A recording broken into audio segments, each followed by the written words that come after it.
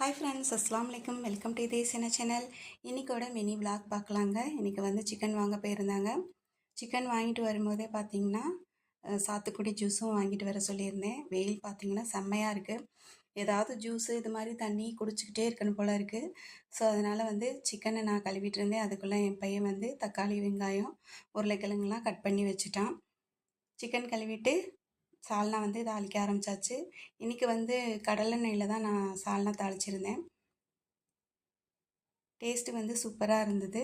வெங்காயம், தக்காளி, பச்சை மிளகா, அதுக்கப்புறம் இஞ்சி பூண்டு பேஸ்ட்டு எல்லாம் மசாலாலாம் சேர்த்து தாளித்து விட்டுட்டேன்.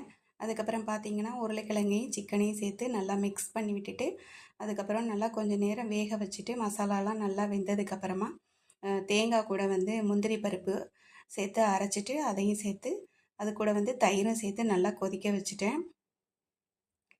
இன்றைக்கி வந்து சிக்கன் சால்னா பார்த்திங்கன்னா சூப்பராக வந்திருந்தது. பாதி சிக்கன் வந்து நல்லா போன்லெஸ் சிக்கனாக எடுத்து 65 செய்யலாம் நாளைக்கு அப்படின்னு சொல்லிட்டு ஃப்ரிட்ஜில் வச்சுட்டேன். மீதி சிக்கனை வந்து குருமாவுக்கு நான் சேர்த்துட்டேன். தேங்காய் கூட வந்து முந்திரி பருப்பு சேர்த்துட்டோன்னா சால்னா வந்து நல்லா திக்காகவும் இருக்கும், டேஸ்ட்டாகவும் இருக்கும். இப்போ மாவு கொஞ்சம் அரைச்சி வச்சுட்டு நைட்டுக்கு டின்னருக்கு எடுத்து வச்சுட்டேன். உப்பு கலந்து மிக்ஸ் பண்ணி அதையும் ரெடி பண்ணி எடுத்து வச்சுட்டேன். சால்னா கொதிச்சிட்டு இருந்தது.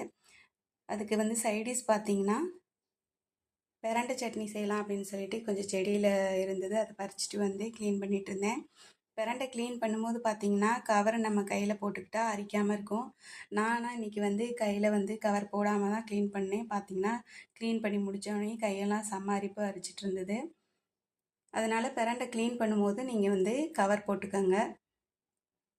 இதில் வந்து கொத்தமல்லி, கருவேப்பிலை, புதினா, தேங்காய், பச்சை மிளகா, புளி, அது கூட வந்து சால்ட்டு, கொஞ்சமாக வெங்காயம் சேர்த்துட்டு நல்லா அரைச்சி எடுத்துட்டோன்னா சூப்பராக இருந்ததுங்க சட்னி.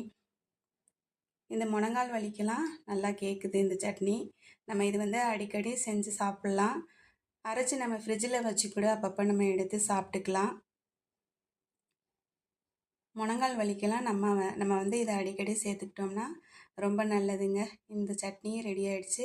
சால்னா வந்து நல்லா கொதித்து ரெடி ஆகிடுச்சு. சிக்கன், உருளைக்கிழங்குலாம் நல்லா வெந்துருச்சு. இப்போ வந்து கொத்தமல்லி கீரை சேர்த்துட்டு நல்லா மிக்ஸ் பண்ணி விட்டு இறக்கிட்டேன். இன்றைக்கி வந்து லஞ்சுக்கு இதுதான். சுடுசோறும் பிரண்டை சட்னி, சிக்கன் குருமா தான் செஞ்சுருந்தேங்க. செம்ம டேஸ்ட்டாக இருந்தது. லஞ்சை முடிச்சுட்டு அதுக்கப்புறம் பார்த்தீங்கன்னா ஜூஸு குட்டிங்க வந்து செம்ம அட்டகாசம் பண்ணுதுங்க. கொஞ்சம் வளர்ந்துருச்சு. ஏன்னா அதுங்க விளையாடுறத பார்த்தாவே நம்மளுக்கு ரொம்ப காமெடியாக இருக்கும். ஒன்றோட ஒன்று மேலே ரொம்ப குதிச்சுக்கிட்டு விளாண்டுக்கிட்டு செம்ம ஜாலியாக இருக்குங்க. இதுங்களோட விளையாடும் போது பார்த்தீங்கன்னா இதுங்களோட கொஞ்சம் நேரம் விளாண்டுட்டு